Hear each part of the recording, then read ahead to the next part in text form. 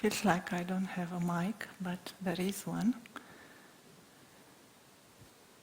Let's have just a few moments to come together.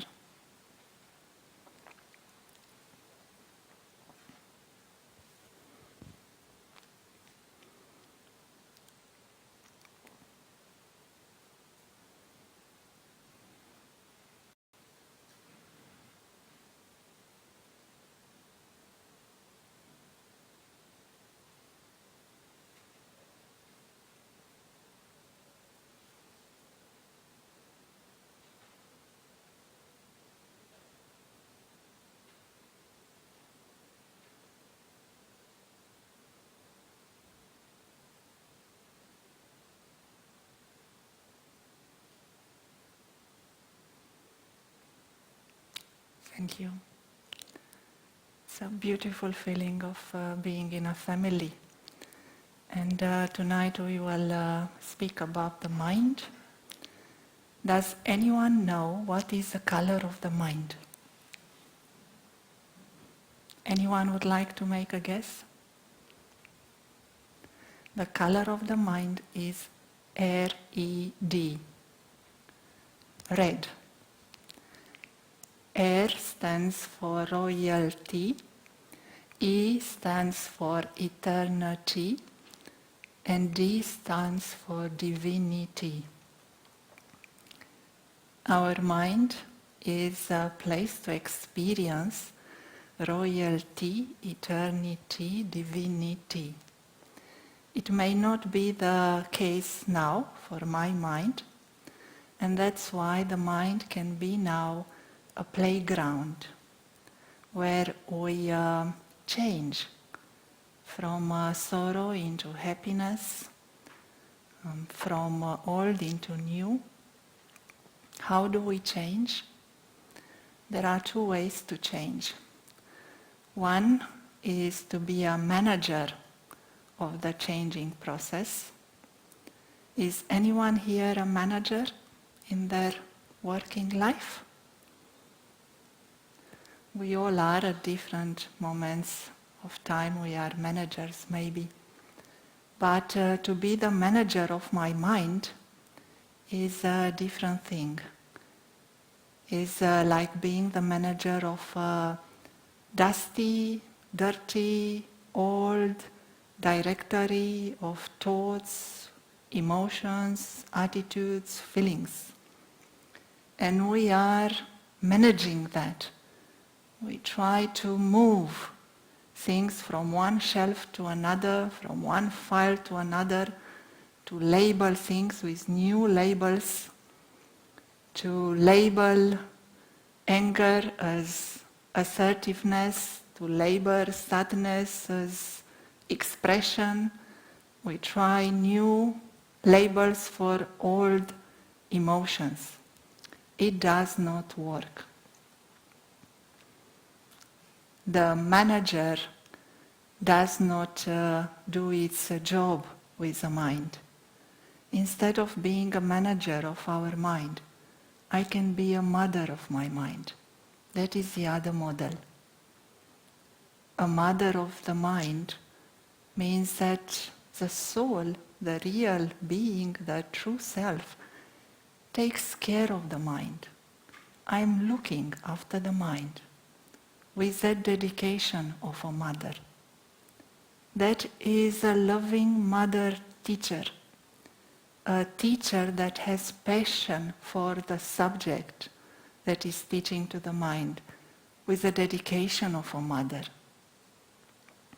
The mother looks after the mind with love, with patience, and with skill.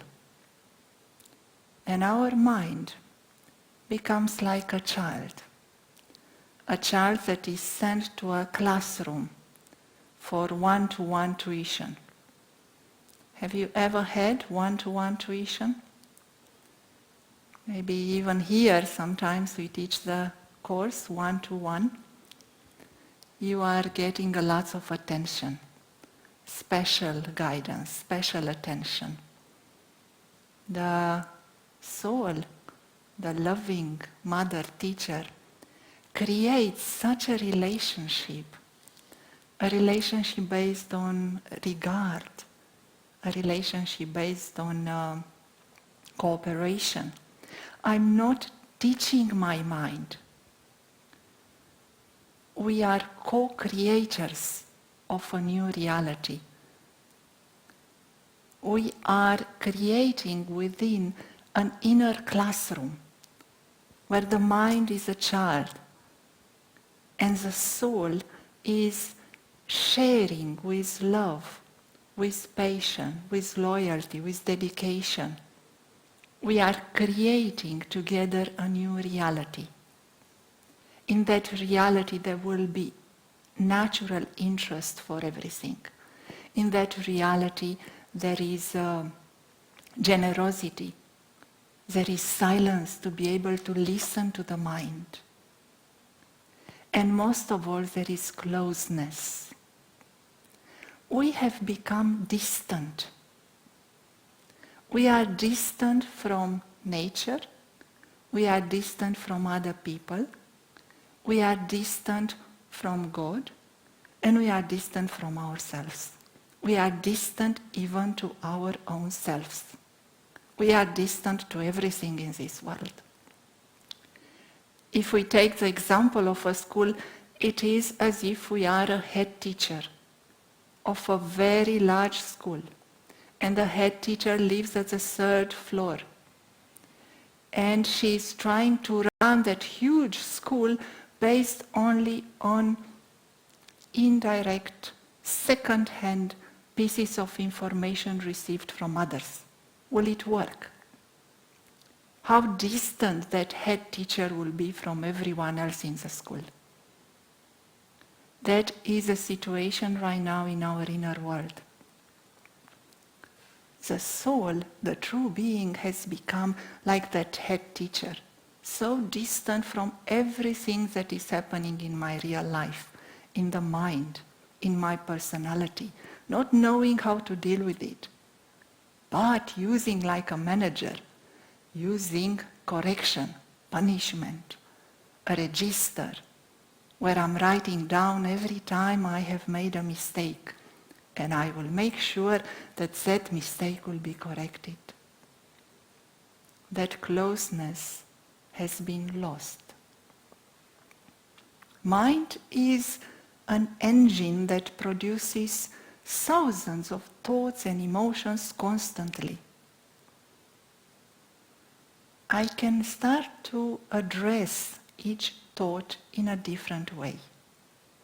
And the model that we are using, we can put the first image. The model that we are using is that of changing each thought into a flower.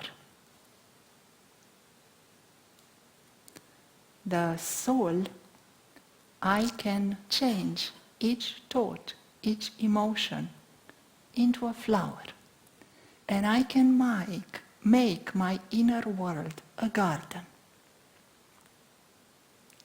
I can transform that huge, cold school into a garden. That walls can be broken down into flowers. The head teacher vanishes. Instead of the head teacher, now in that garden is a loving mother teacher. The soul that is now close to the mind once again. And in this garden, which represents our inner world, there is that affection, natural affection. That is that cooperation, that empathy, that understanding, that listening to my mind, listening to my creation. Thoughts are our creation. Thoughts are like children. They are our creation. It doesn't work to bring a manager to our children. It does work to be a loving mother teacher. A loving mother teacher that addresses every emotion with consideration, with regard, with that attitude, let's see what can be done. Let's work on it together. No punishment, no register, no correction. Understanding, creating a new reality. This is my experiment.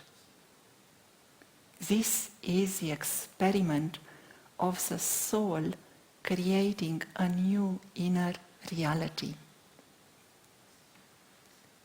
A reality based on regard and positivity. This is the first aspect related to the mind. Does it make sense so far? Would you like to say something?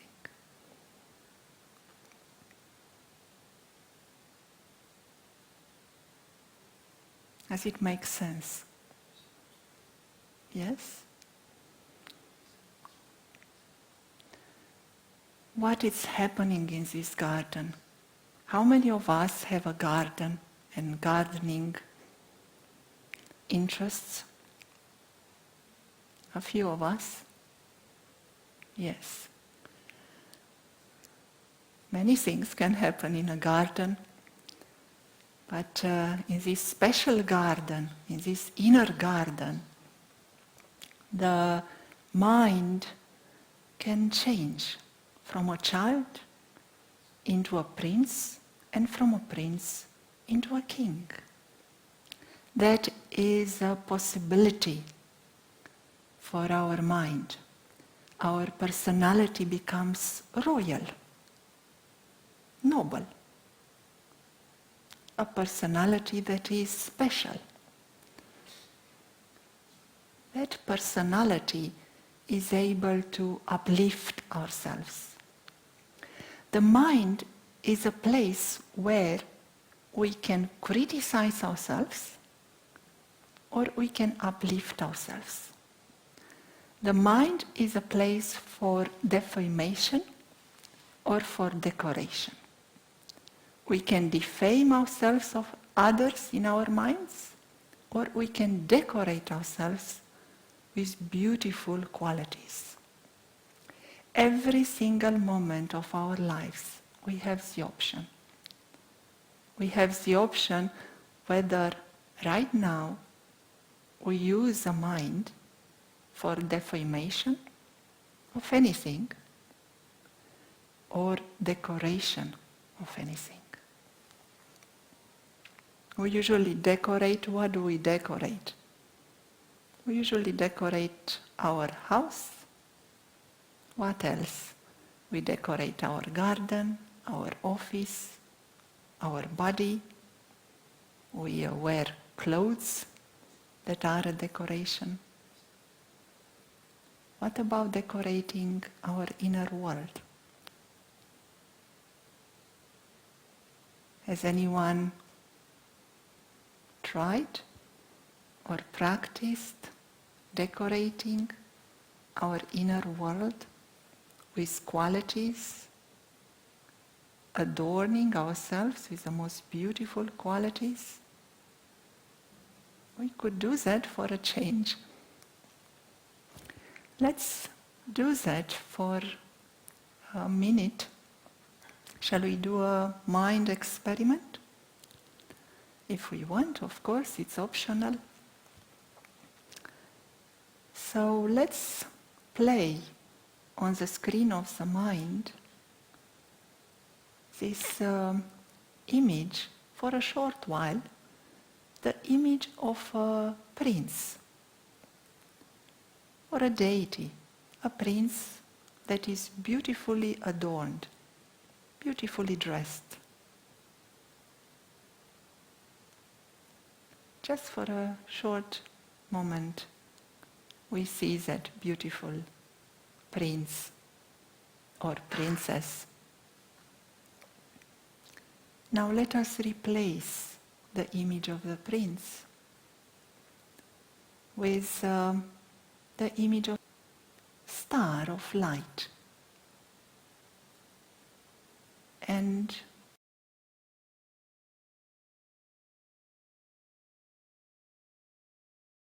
we experiment in our mind with decorating the soul. The soul is decorated with these virtues.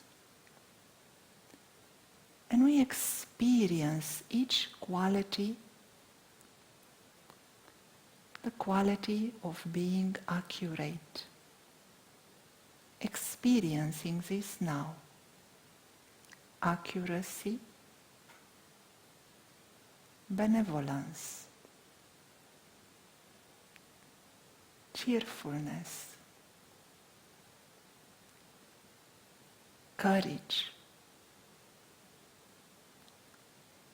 detachment, determination,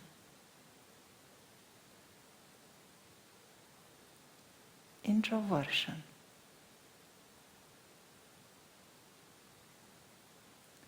lightness,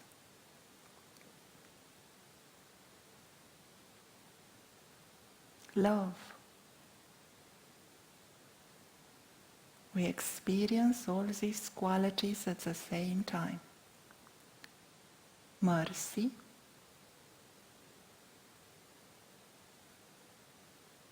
purity,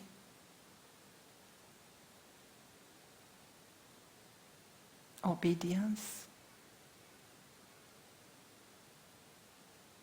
humility,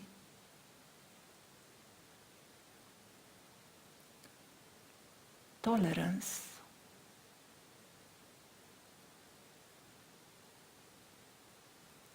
truth,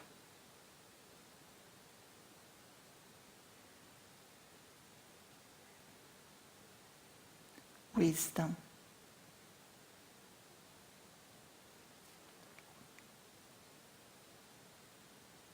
and happiness.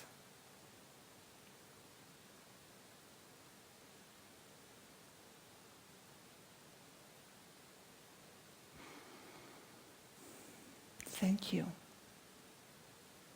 How does it feel?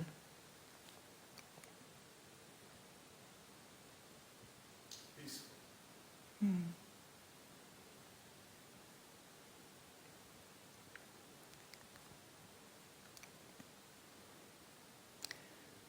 We almost as if limit ourselves to experience only one or two qualities in my life. It is almost as if it's beyond belief that we can be the embodiment of all that qualities. Almost as if we can't accept it. Because of the lack of experimentation, the power of these images is not there yet. But every minute that we create with such mind experiments will strengthen our muscles, that muscles of the royal personality, of the mind, of the new inner reality. It will become stronger with every minute of experimentation. Our inner life becomes more beautiful, and the world that we are living in becomes a better world. So, if we can play the second image, this is what we have described, and this is a second aspect of the mind. The mind can be used for defamation or for decoration. I have the option every moment, every minute, to choose how I use my mind. And that will eventually make my mind royal, noble. I will feel I am that king of my mind, sovereign, powerful. Third aspect of the mind. The mind is a place where flying. We use this image of flying with our mind. And there is a part of us which can take us to any destination, and that part is called the intellect, a higher intellect. The intellect is a part of us that is able to make sense of the world, to reason, to discern, and to decide. Whether we have to get to a certain place in the outer world, and we have to get there by car or by plane or by train, it is an intellect that has first created that thought, and that thought, that intention, has created that physical reality. Everything started in that. For the inner world, the divine intellect is able to take us to our eternal home. Is a destination that we are playing with in our mind experiments. Understanding and experiencing where we belong to. Where is a being of light, that soul, that prince? Where is its home?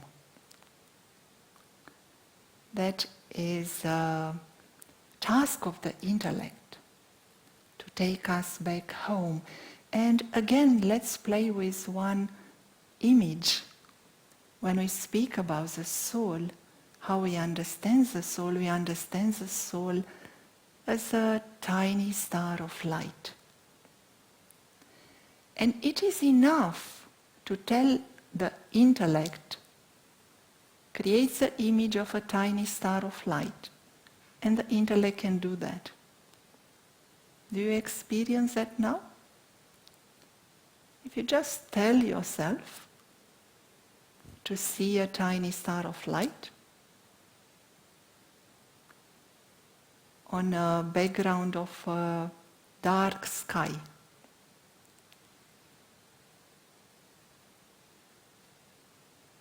a tiny sparkling star of light on a background of a sky,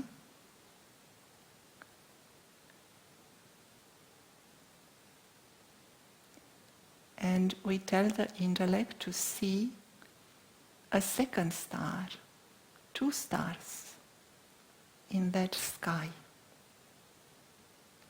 The soul and a supreme friend, supreme companion. 2 stars.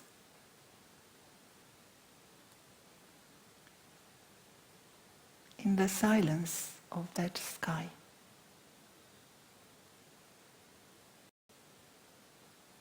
Two stars in stillness. There is a feeling of comfort, being at rest, being at peace.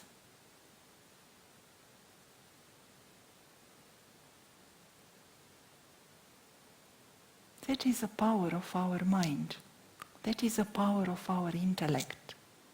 In a second, it can take us anywhere, at any destination. And this is a destination of an eternal home. From that eternal home, when I come here in the awareness of being in this body, in this role, speaking to you, we see with the physical eyes. What we see with the physical eyes, when I open my eyes, what do I see? I see a drama of life, I see a play. But when we open this eye, we say the intellect is this third eye, the eye of wisdom. When we open that eye, what do we see? Anyone has any guess? What do you see when you open this eye?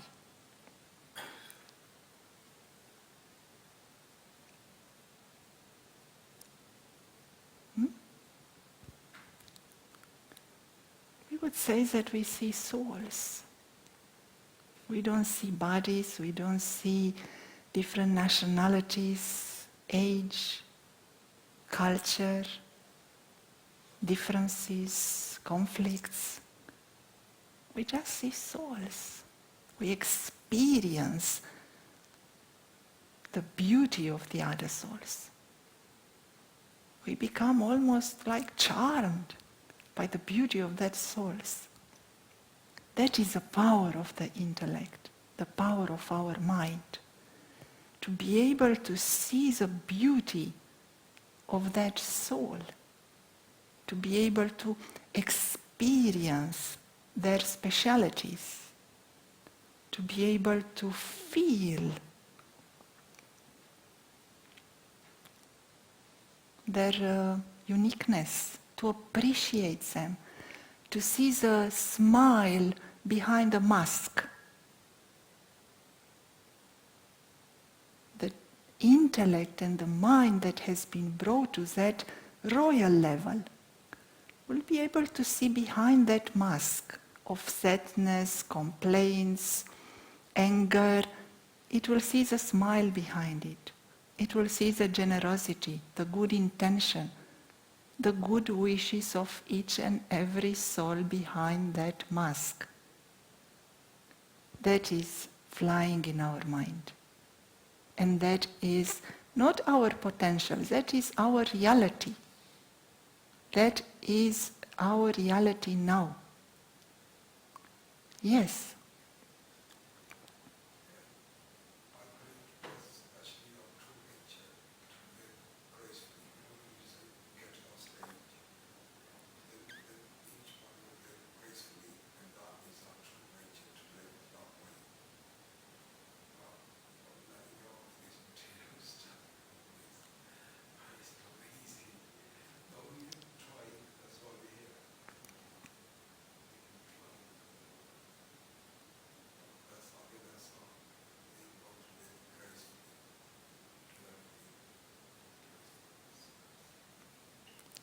Yes. I will repeat what you said for the webcast. Is this online? So you said that we can live gracefully, and that is our destination. But it may be difficult to live, to let go of this material world. But we want to live with this grace. Yes. We are not letting go of the world. We are not deaf to this world. We are listening to our inner voice. And we are only letting go of that defamation of the world. We live in this world and we decorate this world in our mind.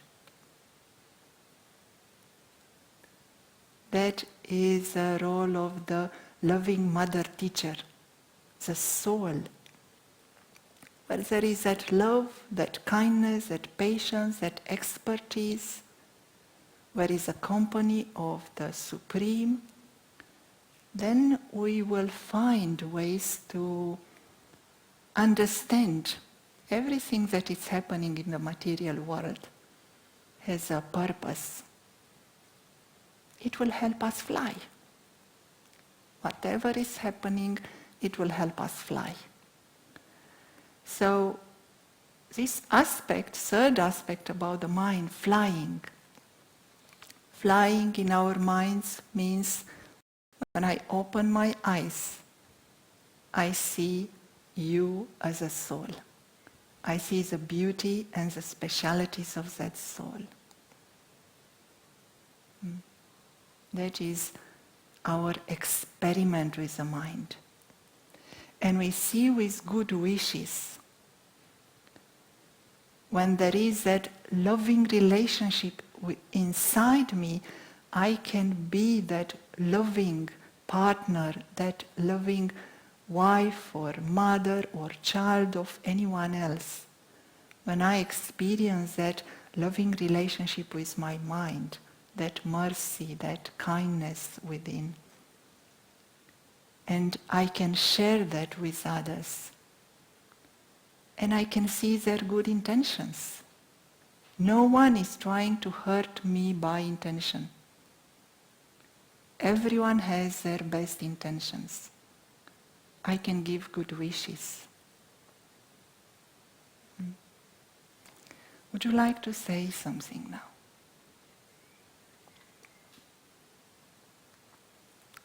There are people who see the best in other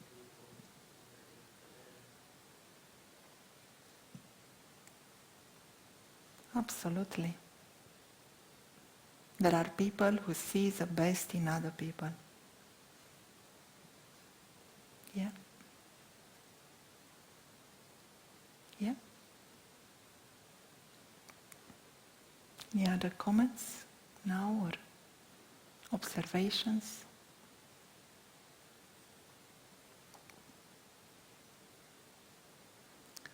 There is one more aspect, and after that we will have some discussion or questions.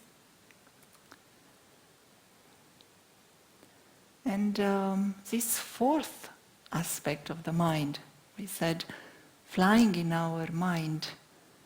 Once we start flying in our mind, having that higher emotions, that higher feelings, we want to share that with others.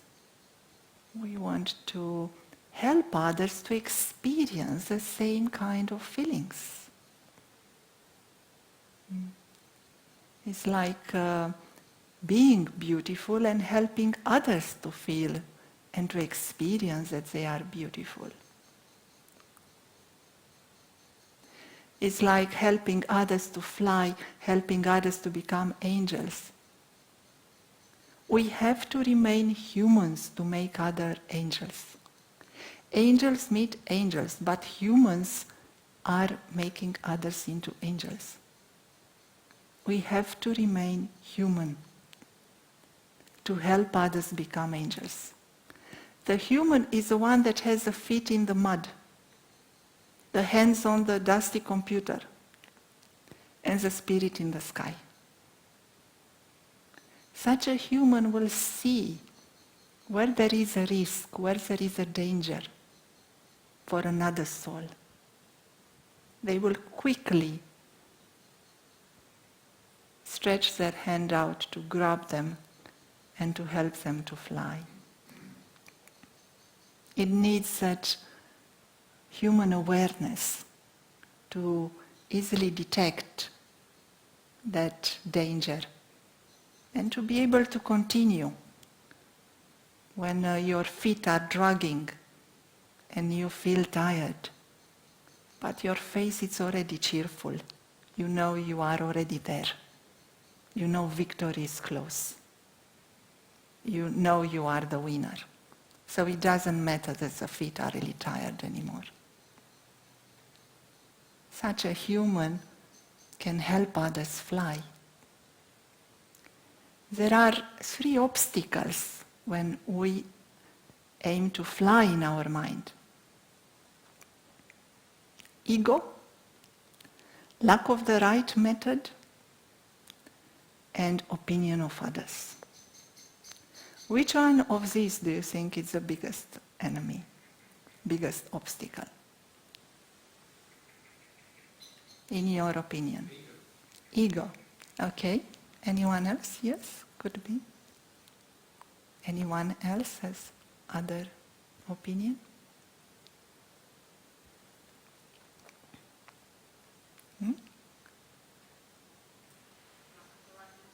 Lack of the right method. Yeah, could be. I think all answers are good. Ego at some point will become obvious to us that it's an obstacle. Lacking the right method may not become obvious to me. May not understand that I'm lacking the right method. Yes. If we take the image of a bird that is flying, a bird that can fly very high, it can develop this arrogance of a flyer. What is the arrogance of the flyer? I'm the best flyer in Oxford City. Best flyer in the whole county. No one can fly as fast as me. No one can reach as close to sun as I do. No one can teach others as well as I can teach others about flying. Becoming expert in an area and knowing very well how to do something, I don't need to create arrogance based on that. We can do anything without the arrogance. The second obstacle, the lack of the right method. When we don't have the right method, flying becomes a race with obstacles. We work hard, we fail, we fall, we hurt ourselves, and we don't enjoy it. And others don't enjoy watching it either. That is a race with obstacles. It's not a flying anymore when we don't have the right method. When we don't have the right method, something else happens. I'm starting to look at others and to see them as being capable, much more capable than I am. I am putting myself down and I am looking up to others. I'm starting to practice some devotion of others. Oh, they are so good and I'm not good. Oh, they can give me something, they can teach me something. God is the one who has the right method. He is the one, he or she, the loving Supreme Mother, Supreme Teacher. They are the one who can teach the soul the right method. With love, with patience, with tremendous mercy. Not seeing any of our failures, smiling on any failure, and with tremendous humility. Saying, it's only your success. I didn't do anything. You've done it all on your own. And the third one, the third obstacle, the opinion of others. When that bird is flying high, what will other birds do? What will they do? There are a few birds that are watching you flying. They will look up, possibly. They will start, yes? Copy you, that would be brilliant. Yes, all of that. But they can also start to comment. They can cling on a branch, two birds looking at you, flying, trying at least to fly, and start to comment, look at her. There she is. She thinks she is a bird. Now she thinks she is very spiritual. She has been to that classes. She thinks she is teaching us. She has so many virtues. She told us about her virtues. She thinks she is a prince becoming a king, a queen. We had enough. The birds will leave at some point. They will leave the scene. Which means that the one who is flying high eventually will have to face solitude. If even for a short while others will leave the scene, maybe just for a short while as a test, but the flying bird will face that solitude, will have the option to go into that silence, to withdraw into a cave of introspection, introversion, where all the creation takes place. And in that cave, it returns to the roots of all the causes, of all the things that are created. It returns to that place of comfort, of basic understanding of who we are and what are we doing here in silence. And in that silence, in that stillness, you can hear one voice. What can you hear in that silence, in that stillness? One voice. You can hear and listen to the voice of God. God becomes a companion, a friend, a relationship. And with God's friend, as a friend, with God as a companion, the flying soul, the flying bird, the angel that is starting to fly will come out, will come into the light, once again soaring to new heights. And this time it will have complete equanimity, whether it flies on its own or whether it flies with a crowd, absolutely no difference. Because the soul now, the angel, is flying on the wings of God. With God, on the wings of God, it becomes natural, it becomes easy. Flying in our minds, it becomes normal. And it is fun. We make these experiments, this experimentation fun, normal. These were the thoughts about a few experiments. Let us hear from you if you would like to ask or contribute your experience with this experimentation. What is your experience? What are your experiments?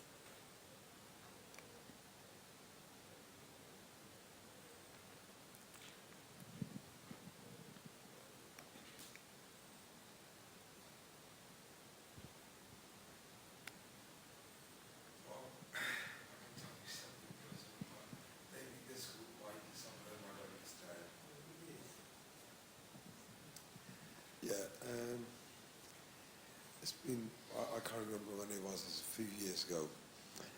And basically, all I was doing was, I learned this in Buddha's temple, meditation. And meditation all days is like what we teach here, I think you teach here, is watching the breath. Just watch your breath, close your eyes. I used to close my eyes. When you go to bed, you close your eyes. And that's all I was doing. And I've been doing that for maybe good 4 or 5 years, something like that. And something was happening to me, but I didn't know. But I was feeling so calm and relaxed. I think that word I used, gracefully, I think that's how I was living. I was walking slowly because my friends used to make comments, what's wrong with you, whatever. And even one taxi driver came, I'm a taxi driver, and one of them came and he said, everybody's talking about you on the station. What are you on? Why are you taking? They thought that I was taking some sort of drug, obviously. And I don't know how long this lasted, this energy. And I got that only just by relaxing. I didn't do anything special. I didn't do, miracle thing. It just happened. And then one day it just came out of me. It was like a heat, some sort of like a, you can say like, fire heat or cold burning, or it was different. It was like, it's just like such a loving sort of thing inside me, like electric blankets kind of thing. I don't know what it is, what it was. But that's what I believe personally is like a God's energy. This is what will happen if you, I think, just relax. Just simple thing, just relax. Which is no easy thing when you got so many things going around you. It's very, very not difficult. If I could do it, I don't know nothing. I think most people can do it. And but I seem to have lost it. Only time I knew I had it is when it went out of my body. It's like air coming out of a balloon. Yeah. And I've been trying to get it back for a long time, trying to meditate. That's why. But Brahma Kumari, I've been listening to her for about 15, 20 years. And that's why I thought I'd try Brahma Kumari if I can get that back. Because it's so beautiful. To Okay. live in that energy is absolutely amazing. You're not worried about nothing. You're not like somebody comments, opinions, anything. Somebody shouting, doing whatever's going on. It doesn't matter. You just live in your life. It's just absolutely amazing. Okay. That's my experience. I'm Thank trying you. to get back there, but it's not happening at the moment. Thank you. Thank you, lovely. Thank you for sharing. Yeah, other sharings or other comments, questions?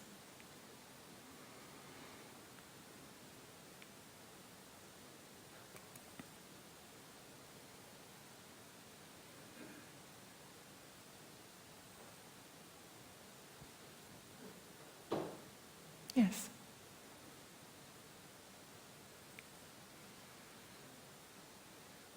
Um, Two things. Firstly, about 5 years ago in this room, I cracked a joke, which was I was a big fan of ego, because I always work out harder in the gym when people are watching. And I realised I don't do that now. I set a target, but if I miss it, that's okay. And I'm not really aware of what's going on around me. So that's progress of sorts, I think. So thank you for making me realise that. And second, there's a book called The Four Agreements, which says the four agreements are don't take things personally, don't make assumptions, choose your words carefully, and always do your best. And I think, again, that comes to mind as you're talking. So thank you for bringing those into my awareness. Thank you. Thank you. Very kind. Thanks. Any other comments, your feelings?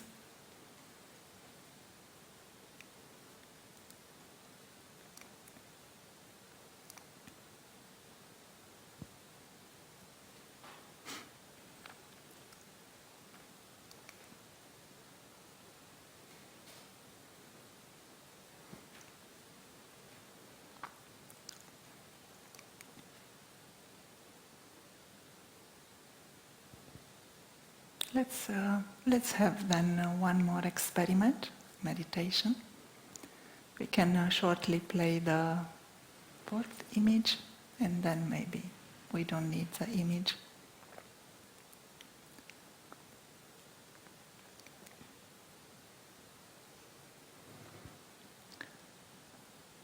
These experiments that were described, they don't require a special place or to be seated somewhere.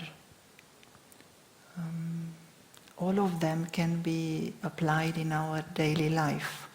When we walk, when we talk, when we meet someone, when we wake up, when we go to sleep, we can create that 1 minute of experimentation, one experiment. So let's return to this image of the self, of the true self, of the soul as a star. Do you see some stars over there? How many stars? What did you say? Lots. Okay. How many stars are in the room?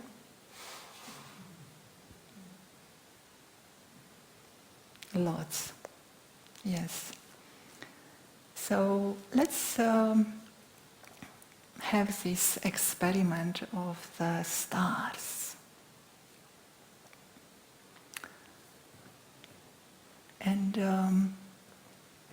we are making sure the body is feeling comfortable,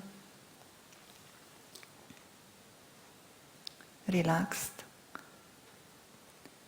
and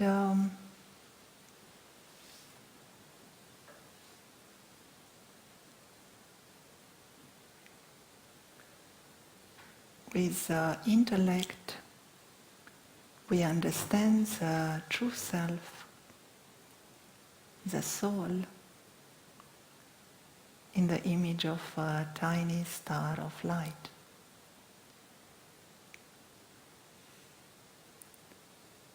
We see these stars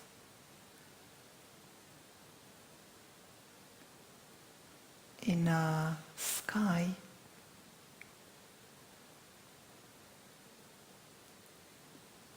like tiny lamps, shining, sparkling, stars of light.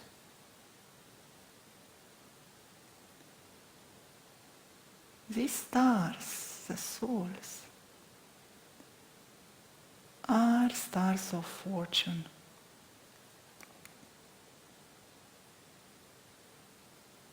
They are the most fortunate stars. They know who they truly are.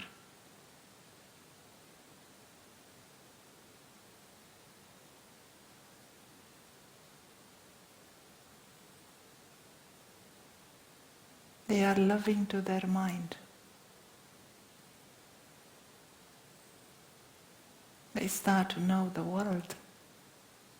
They come to know God. They are more fortunate than anyone in the world.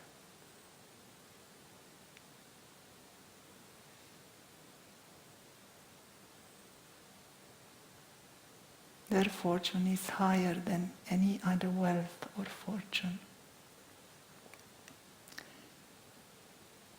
They are stars of love. These stars are so lovely. The souls are lovely and loving. They are loved by all. They are loved by God. And they are loving towards all. They find everyone wonderful. Love is their true nature.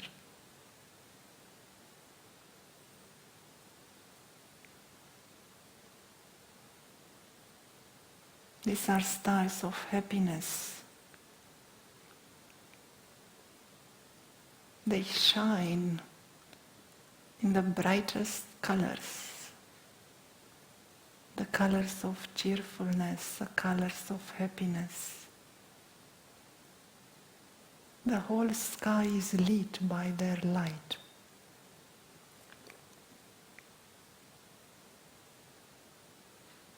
Just look at the sky.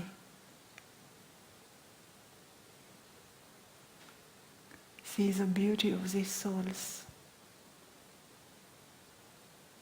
See their happiness.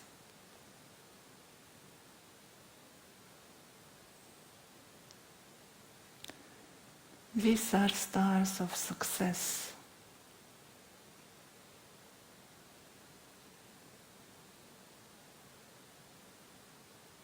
They are victorious.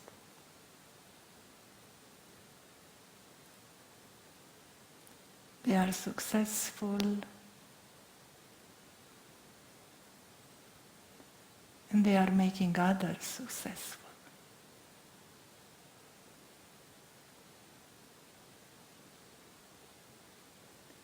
They are stars of peace. When they are in peace, the whole world is at peace.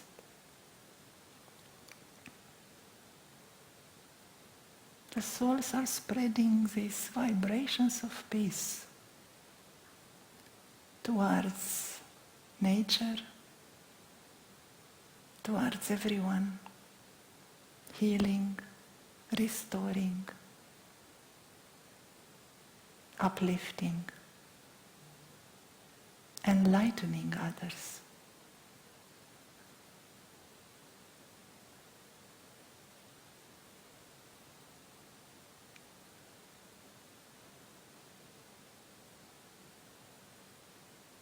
These souls are the stars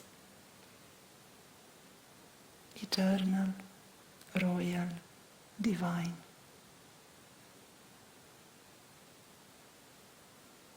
Thank you. Om